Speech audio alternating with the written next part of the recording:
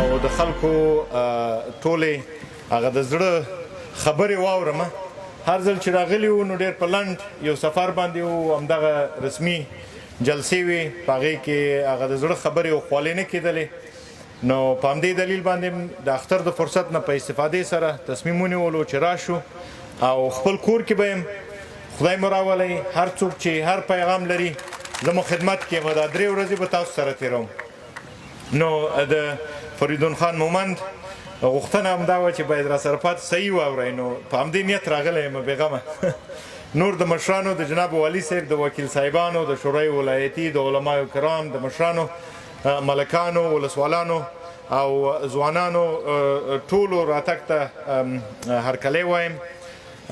ستاسو ټول مشکلات به حتما اورو او هغه څه چې د افغانستان د حکومت په امکاناتو کې دي هغه ټولو ته به رسیدګي کوو.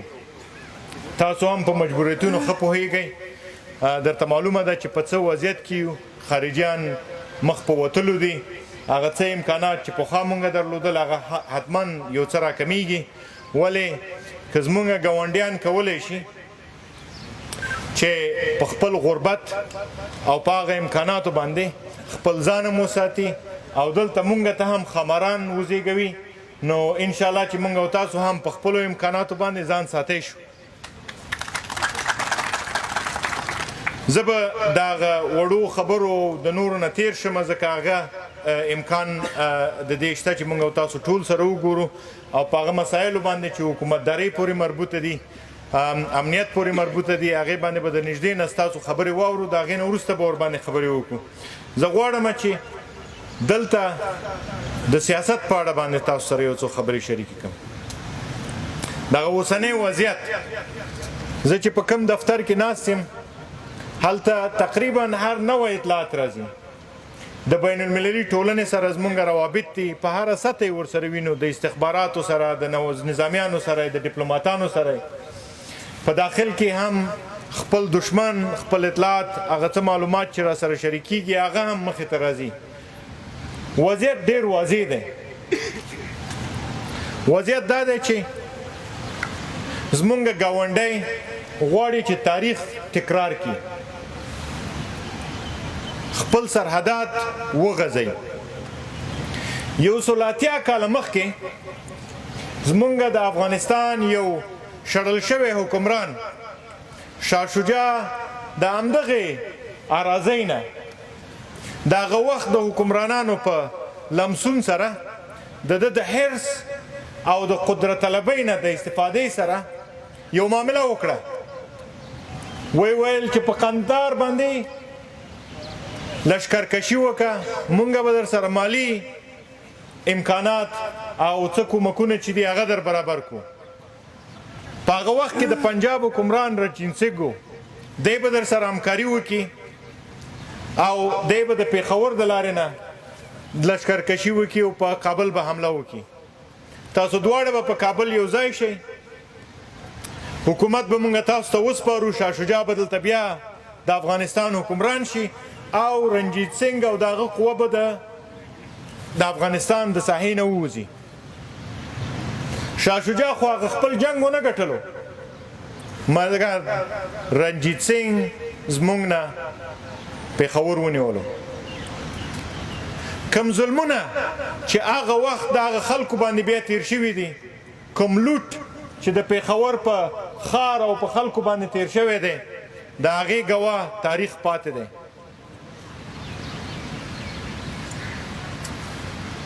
په هغه وخت کې پر مونږ باندې 3 حملې وشولې، یوه د دې نه مخکې، 2 یې وروسته. ولې افغانانو ماته ورکړه. کله چې مستقیمه حمله وه، افغانانو هماغه حکمران ته د هغه وخت چې ټول هند په قبضه کې و ماته ورکړه. ولې د کله چې زمونږ د خپل یو بچي نه استفاده وکړله، زمونږ د خاورې یو عظیمه برخه چې یو اقتصادي مرکز و زمونږ نه یې واخیستله او نن هم مونږ په دې بیرته نه یو توانېدلي چې بیا هغه ځمکه، هغه خاوره بیرته ونیسو.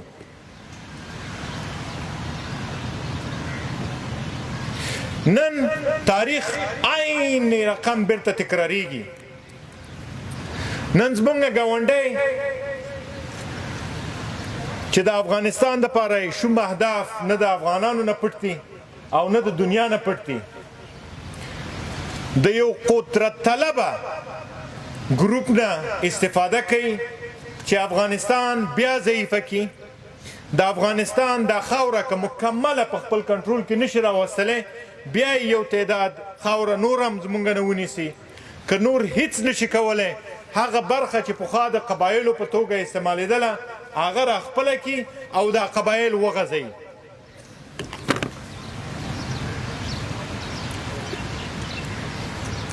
زما پیغام هماغه ګروپ ته دی چې د خپل قدرت طلبۍ او د حرص نه لاس واخلئ.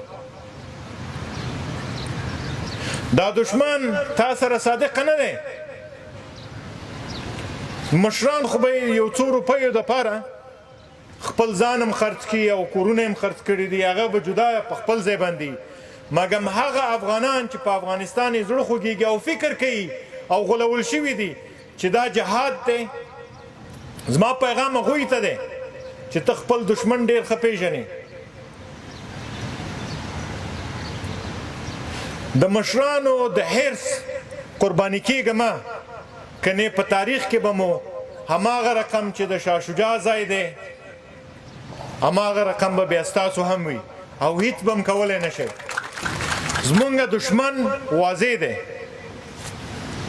د هغه هدف هم واضح دی، مګر همهغه افغانان چې غولیدلي دي هغوی ته دا وضاحت نشته. ما پخوا هم ویلي او یو ځل بیا یم تکراروم، هغه دشمن چې تاسو لمسوي چې افغانستان درته دارالحرب ګڼي او تاسو ته دا ځای د دې دپاره چې دلته یو څه وخت خارجیانو د افغانانو بیچاره افغانانو سره کومکونه کړي دي، دا ځای ورته دارالحرب ښکارېږي. د دې ځای قانون اساسي ورته کفري ولی خپل آیین ورته اسلامي ښکارېږي. د افغانستان جماعتونه او مدارس د دې ځای قاریان ورته قابل د قتل دي، مګر همهغلته هیرمنډۍ کې جهاد روانه دی.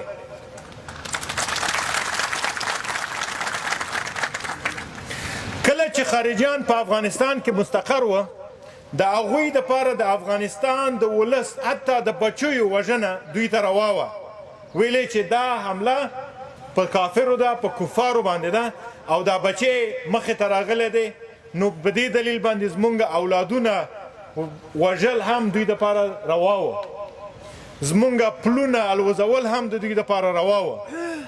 مګر د دې نه مخکې چې افغانستان ته راشي، په هماغه ځایانو کې چې دوی ورته د کوټې شورا وایي هملته چې پراته وه، په هلته جهاد روانه و او د دې نه وروسته به هم هلته پراته او د هغې ځای نه به په دې ځای حملې کوي. دلته به خلک وژني، دلته به کورونه ویجاړوي، دلته به باغونه ورانوي، دلته به زمونږ هر څه چې دي چې شتمنۍ دي چې هغه زمونږ افتخارات دي هغه به ورانوي. مګر دا به بیا به هم دارالحرب به دا ځای وي او هلته به پراته خارجیان وي. زه په خپلو علماو باندې، په خپلو قومي مشرانو باندې، په خپلو ولسي مشرانو باندې په ټولو دا غږ کوم چې راځئ چې یو حرکت د ولس د بیدارۍ شروع کړو او تر دې چې دغه ننګرهار یې شروع کړي بل هیڅ ځای نشته. زه د ننګرهار ولسونه په ټول افغانستان کې وینم. زمونږ په اردو کې تر ټولو ډېر سربازان د مشرقي دي. په هر ځای کې چې مې لیدلي دي، په هلمند کې دلته د مدني ټولنې په مشرۍ باندې یو ځوان خبرې چې وکړلې، سباوون صاحب هغه ویلې چې خلک په خپله باندې نه پوهېږي چې د چی دپاره جنګېږي. زه د دې شي دپاره وایم چې ما په خپله خپل ولس لیدلی دی، خپل سربازان مې لیدلي په هلمند کې. سباوون صاحب هغوی پوهېږي چې د چی دپاره جنګېږي. هغه خپل ځان د یو څو روپیو دپاره نه قرباني کوي، هغه د دې ولس د نوامیسو دپاره، د افغانستان د عزت دپاره خپل شهادت په ځان باندې منلی دی. هغه چې دومره په باجرته درېږي د مرمیو د باران سره مخامخ ده، هغه په دې پوهېږي چې زما قرباني د دې خاورې دپاره ده، د دې خاورې د عزت دپاره ده د هغه ګاونډي پر خلاف چې د عزت او د افتخار هیڅ شی نه لري سړک یې د شیرشاه سوري په نوم میزایل یې د غوري په نوم کورونه او نومونه یې ټول د غزنوي په نوم دی چې غواړي چې هند وډار کړي زما د افتخاراتو نه استفاده کوي دومره پس شوی دی دومره وضعیت خراب دی یو تعداد خلک فکر کوي چې دوی تر موږ قوي دي نه دي قوي 2 هفتې مخکې 2 ډیپلوماتانو یې په ساوت کوریا کې په جنوبي کوریا کې د $1100 غلا کړې وه نو یو څوک چې ځان ته اټمي قوت وایي د هغه ډیپلومات د $1100 غلا کوي 2 دانو هغه په یو نفر نه په 2 نفرو د $1100 غلا کړې وه قومونه ترنه خوشحاله نه دي پښتانه په یو ځای کې ورته پاڅېدلي دي پی ټي ایم څه ظلم یې په روان کړی دی نه مالي وزیر بندي دی د چیش دپاره چې خپل حق یې غوښتی دی بلوچان هلته د خپل حق دپاره جنګیږي هغه خلک چې د هند نه خپل کورونه یې خوشې کړل خپل شتمنۍ یې خوشې کړلې د دې هېواد د جوړېدلو دپاره تر ننه په مهاجر یادېږي لاړ شئ سندیانو نه پوښتنه وکړئ چې په دې سند کې مهاجر څوک د ایم کیو ایم چیش دپاره جنګېږي په داخل کې خپله د پنجاب پارټیانې راپورته شولې او ویلې چې نور دا ستم بس دی په مسلمانانو دا ستم بس دی خپله روابط د اسرائیل سره لري دا ورته دارالحرب معلومیږي زما ګیله د هغوی نه ده زما ګیله د خپلو افغانانو نه ده چې ولې دومره قمقل شئ ولې د 2 روپیو دپاره دومره ځان وغورځوئ چې افغانستان د دوی دپاره مات کوي زه تیر اختر د ډاکټر صاحب نجیب قبر ته لاړم په 2مه ورځ باندې ډیرو خپلوانو را سره تماس ونیولو ویل دا د ښه کار ونه کړو مال ولې ویل ته خو د مجاهد زوی وې ته ډاکټر نجیب قبر ته ولې لاړې ما ورته ویلې چې ډاکټر نجیب د کمونیست دپاره نه وژل شوی د دې دپاره چې کمونیزم یې کړی و د هغې دپاره وژل شوی یا د دې دپاره چې افغانان یې قتل کړي و د هغې دپاره ډاکټر نجیب په آریانا چوک کې ودرېد د دې ګاونډي پر خلاف یې خبرې وکړلې بیرته دوی راغلل هماغه آریانا چوک باندې دی وځړولو چا لاسپوڅو یې سمبولیزم دی سمبولیزم که د ده هدف د دوی وژنه وه خو په کوم ځای کې چې نیولی و هملته به یې په دار خېژولی و هملته به یې په کلاشینکوف باندې هماغه ضربه کړی و نه ځکه چې بادار یې ورته ویلي و چې دا کار به ته په دې ځای کې کوې هغه د افغانیت دپاره وژل شوی و زه د ده په احترام هلته لاړم او هغه ته ور وښیم چې په دې هېواد کې د انګېزه اوس هم ژوندی ده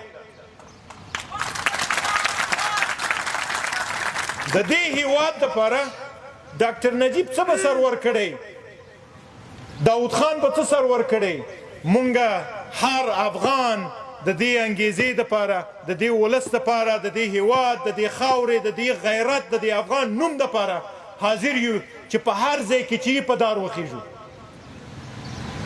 دا غږ زه نن د دې دپاره کومه چې سبا زما نوبت راغی په همدغه ځای کې د ما په دار وخیږئ په جنګ یې رانه وګټي هیڅ مشکل نشته خدای دې راولي په جنګ دې په زور دې رانه وګټي په وچ زور باندې مګم په بې غیرتۍ ورته خوشي کوو نه وجه یې څه شی ده که په جنګ یې رانه وګټلو سبا ته یو بل نسل راپورته کیږي سبا یو بل نسل راپورته کیږي سبا یو بل نسل راپورته کیږي هغوی ته انګېزه پاتې کیږي انګېزه د دې چې زه به خپل ولس خپل هیواد او خپل خاوره ساتم تاریخ بدلیږي سیاست بدلیږي حکومتونه بدلیږي حتی جغرافیې بدلیږي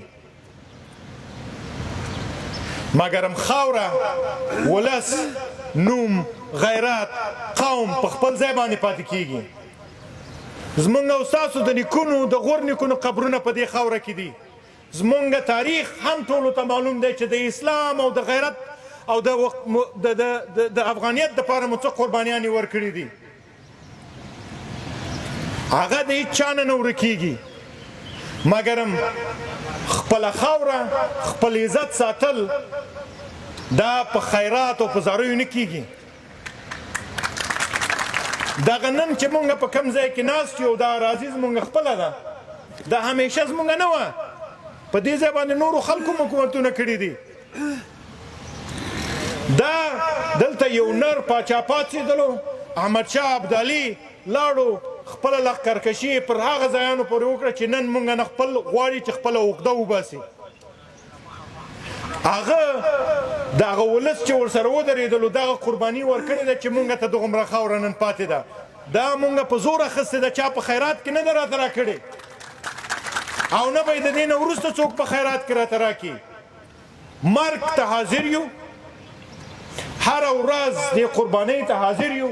ستاسو سربازان هره ورځ خپله قرباني ورکوي، په دې پوهېږي چې دا قرباني ده چې څه دپاره ورکوي. هغه ته خپل دښمن معلوم دی سباون صاحب، که نه دی ورته معلوم د دغه ځای نه نن زه ورته اعلان کوم چې دښمن څوک دی. که خبرونه یې نه یې لوستلي، که د دنیا مقالې یې نه یې لوستلي، په دغې ویښ ولس باندې غږ کومه چې تاسو ټول د دې ولس عسکر یئ. ضروري نه ده چې تاسو هم ټوپک واخلئ او لاړ شئ په سنګر کې ودرېږئ. اول خو د خپلو سربازانو حمایه وکئ، مګر دوامه خبره دا د آګاهي ورکئ. تاسو بیداره یې، تاسو تعلیم یافته یې، تاسو پوه یې، تاسو تاریخ لوستلی دی. په تاسو باندې افغانستان حساب کوي. ستاسو یو د فیسبوک پوسټ هم کولی شي چې یو نفر د بد رانه راوګرځوي. ستاسو د قومي مشرانو تګ دې خلکو ته د دې باعث ګرځېږي چې هغوی د دې ګمراهۍ نه راوګرځېږي او خپل وطن او دا مملکت ورانول بند کړي. که د خارجیانو نه کومک اخیستل ګناه وي، دومره بده ګناه وي، نو دوی د چا په پیسو باندې دومره نازېږي؟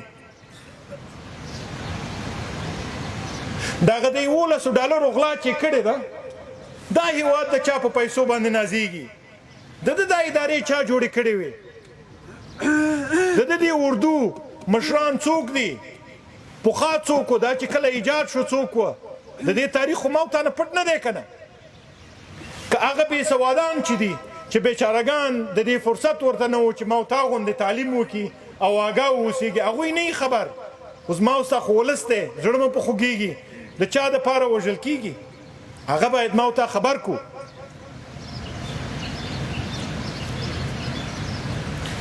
تاسو هر یو د دې هېواد سربازان یې، ساتونکي یې. پخوا مو په بله طریقه ساتلی و. دې قومي قبایلو مشرانو په دې خط باندې ډېرې قربانیانې ورکړي. څه چې د وسه و هغومره کړي دي، هغه مې د وسه پوره و همغومره یې کړي دي. مګر نن دنیا بدله شوې ده. نن هغې جنګ ته موږ ضرورت نه لرو چې په هغه رقم دې وجنګېږو. دوی په هوښیارۍ باندې تر دغه ځایه راورسېدل.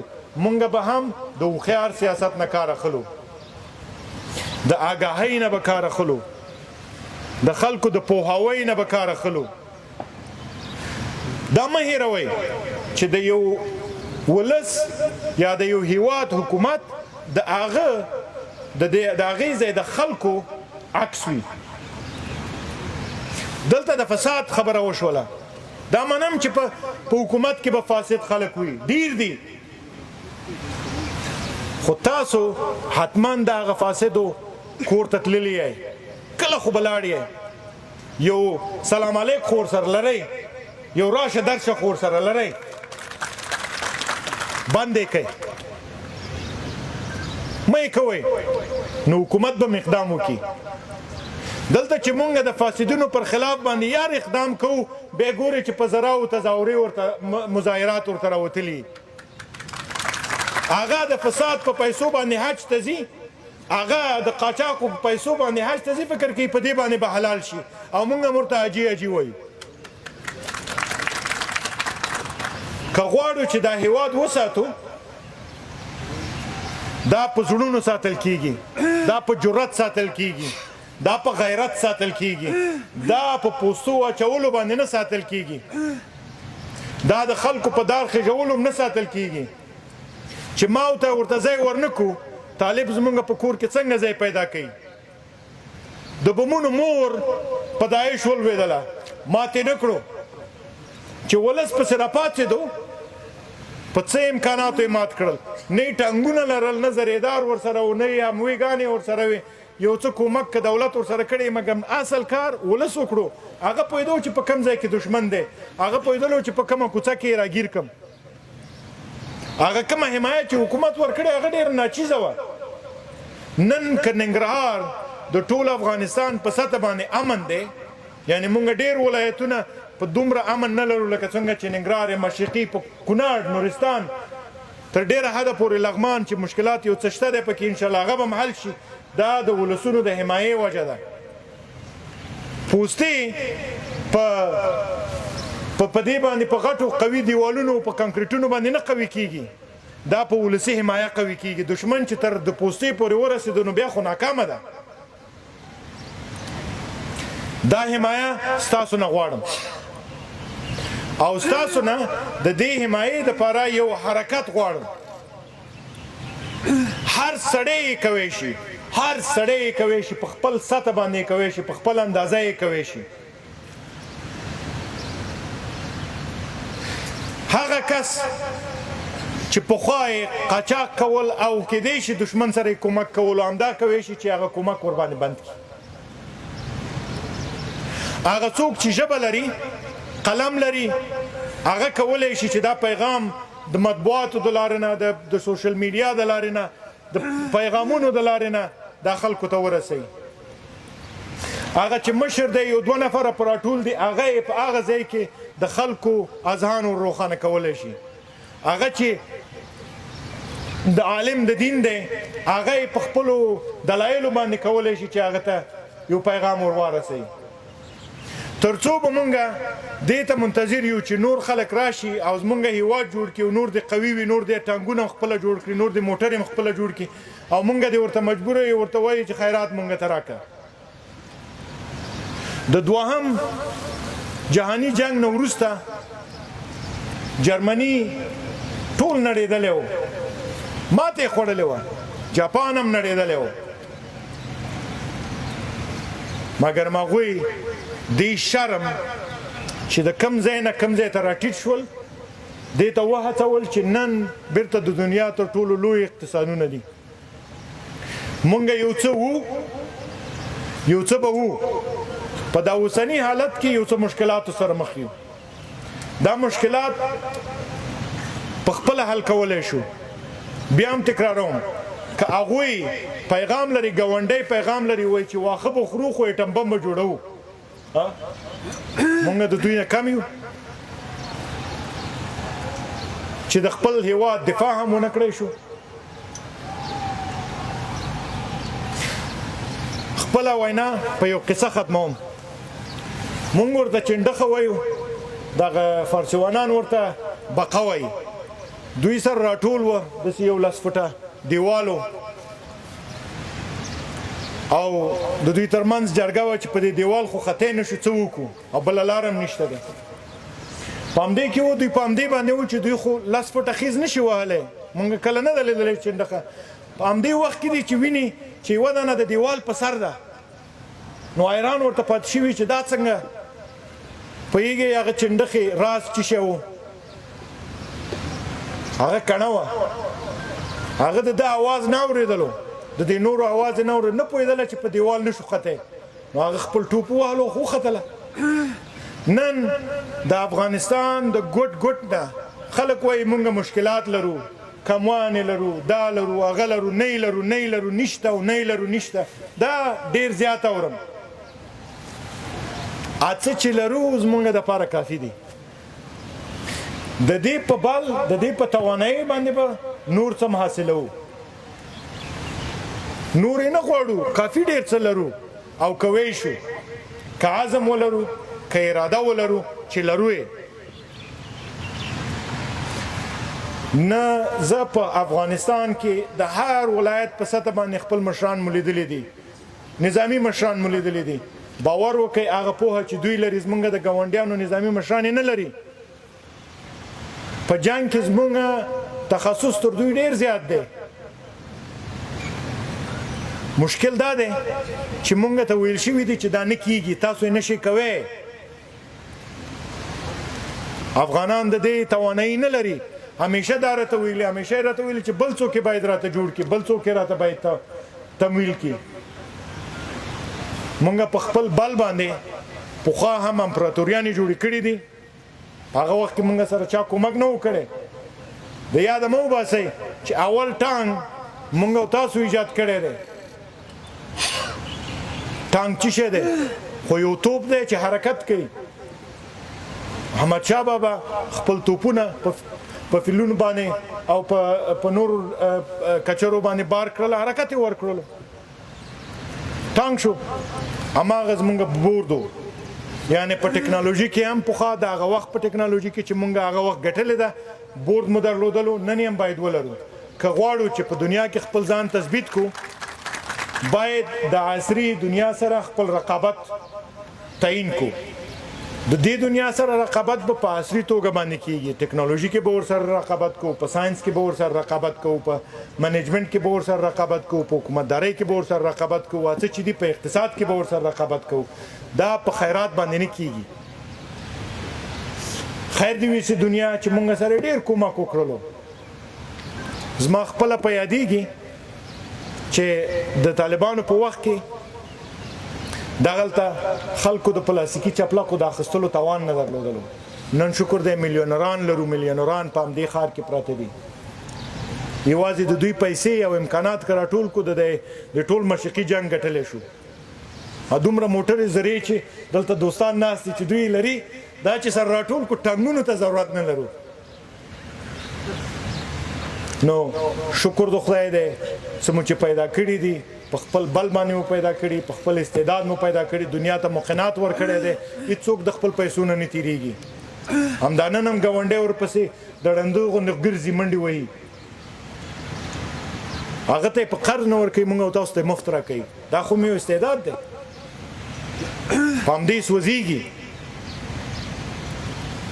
څه چې را کړي دي دنیا را سره کومک کړی ټوله دنیا را سره کومک کړی دی اسلامي نړۍ غربي نړۍ ټول راغلل موږ او تاسو سره کومک وکړو تر دغه حده پورې د لاس د وسه وه تر دې وروسته زموږ او تاسو خپله توانایي انشاءالله موږ او تاسو هغه ځای ته رسوي چې هغه افتخارات به زموږ او تاسو لمسیان یاد ساتي راځئ چې خپلو لمسیانو ته شرم نه عزت پرېږدو او دا عزت زمونږ او تاسو د هر سړي دلته چې هر څوک ناست دی که مشر دی که کشر دی په توان برابر دی د حکومت په حیث مونږ در سره ټینګ عزم لرو چې په بې غیرتۍ یې نه پرېږدو څه چې مو د وس پوره دي هغه به په دې خرچوو چې د افغانستان سر لوړ شي تر دې هم لوړ شي او هماغسې لوړ پاتې شي ومن الله توفیق ډېره مننه په خیر اوسئ